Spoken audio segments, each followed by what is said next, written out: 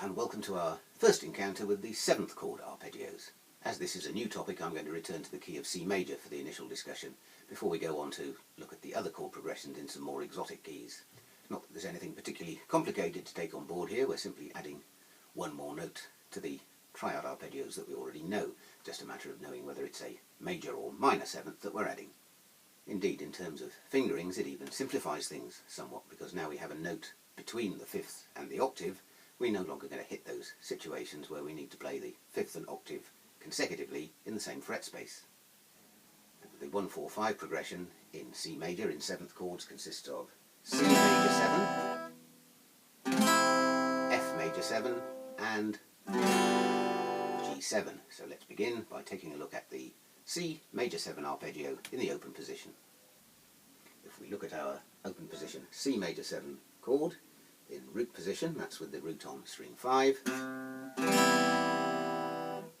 we have C at the root, 3rd of E, 5th of G on the open G string, and the major 7th of B on the open B string, string 2.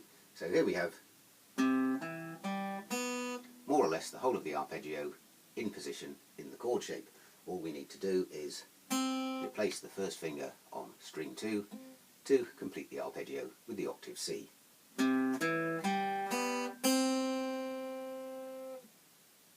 Moving on to the 4 chord, here's the conventional open position voicing of F major 7.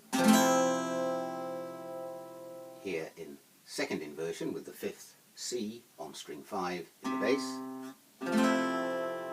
And we can of course turn this into a 3rd inversion chord by adding the major 7th in the bass on the open E string.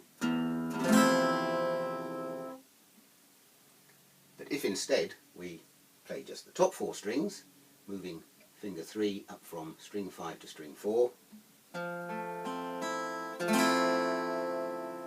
we now have the F major 7 chord in root position. There's the root F, the 3rd of A at fret 2 string 3, the 5th of C, fret 1 string 2, and the major 7th on the open E string, string 1.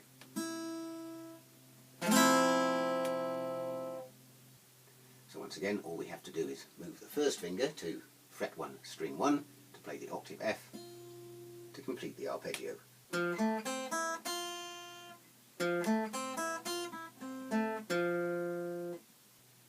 In the lower octave we start with the F at fret 1 on string 6. Our 3rd is then the open A string, string 5. The 5th of C falls at fret 3 string 5. The major 7th of E at fret 2 string 4. And the octave F at fret 3 string 4.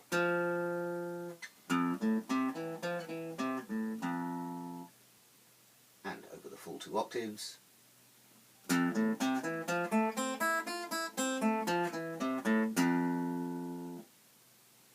Our 5 chord of G7, remember, is a dominant 7th chord, that's to say a chord with a major 3rd and a minor 7th. So now the 7th falls 1 tone or 2 fret spaces below the octave, rather than 1 semitone or 1 fret space for the major 7th. The root 3rd and 5th of the G chord can be played with the fingering from the open position chord, that's to say root G at fret 3 string 6, the 3rd B at fret 2 string 5, and the 5th D, the open string 4. The minor 7th of F now falls on fret 3 string 4 and the octave G at the open string 3. Going into the upper octave we begin with the open string 3, the G string. The 3rd B can now be played on the open string 2, or as I prefer, at fret 4 on string 3.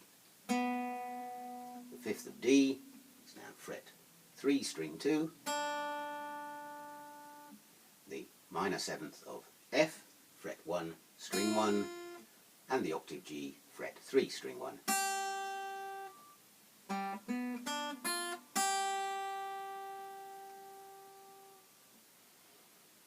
And again over the full 2 octaves.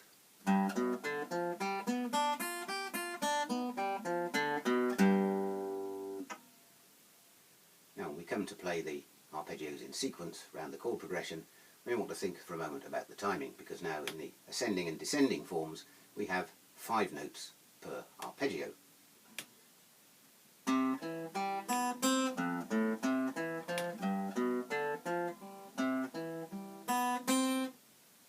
So to put the exercise into a regular time signature and make the picking pattern a little easier, we can simply add a short rest to each arpeggio to put it into a triple time of 3/4 or 6/8. 1 2 3 4 5 6 1 2 3 4 5 6 1 2 3 4 5 6 1 2 3 4 5 6, and so on. When we play the back and forth pattern, we now have 9 notes in the complete up and down arpeggio. So if we once again omit the final root from each arpeggio before moving on to the next arpeggio, it reduces to 8, putting the whole thing in a comfortable 4/4 time signature.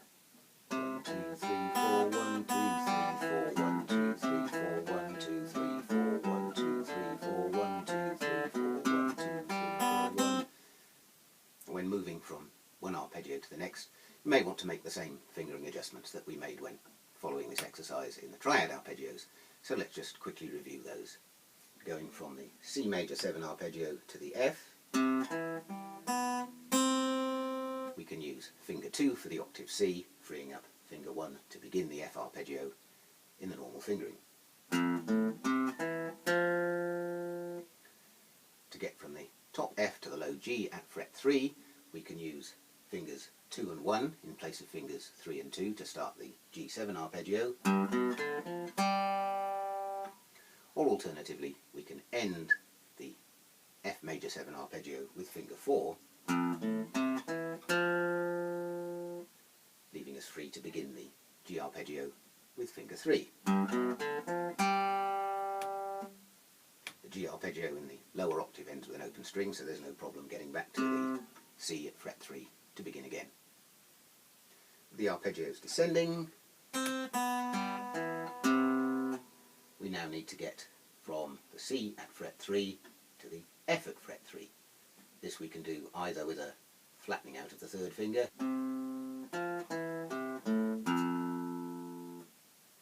or by using the 4th finger.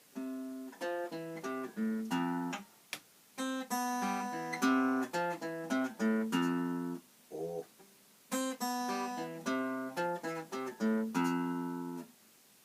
G arpeggio now begins on the open G string, so there's no problem reaching that. Or indeed, getting back to the octave C to begin the sequence again. Play it back and forth, all the fingering is straightforward.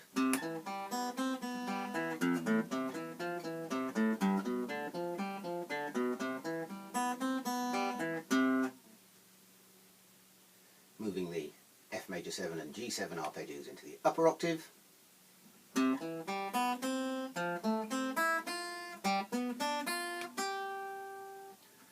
The first problem we encounter is returning from the octave G to the low C to repeat the cycle, and once again we can get round this by using finger 4 to play the octave G.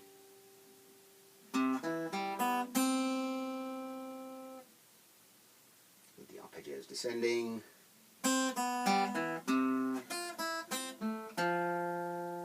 And now we need to get from the F at fret 3 to the octave G at fret 3.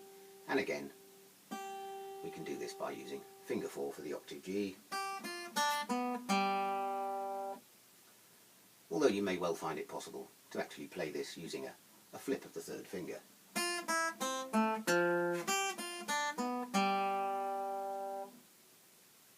Playing the arpeggios back and forth, once again the fingering is entirely straightforward.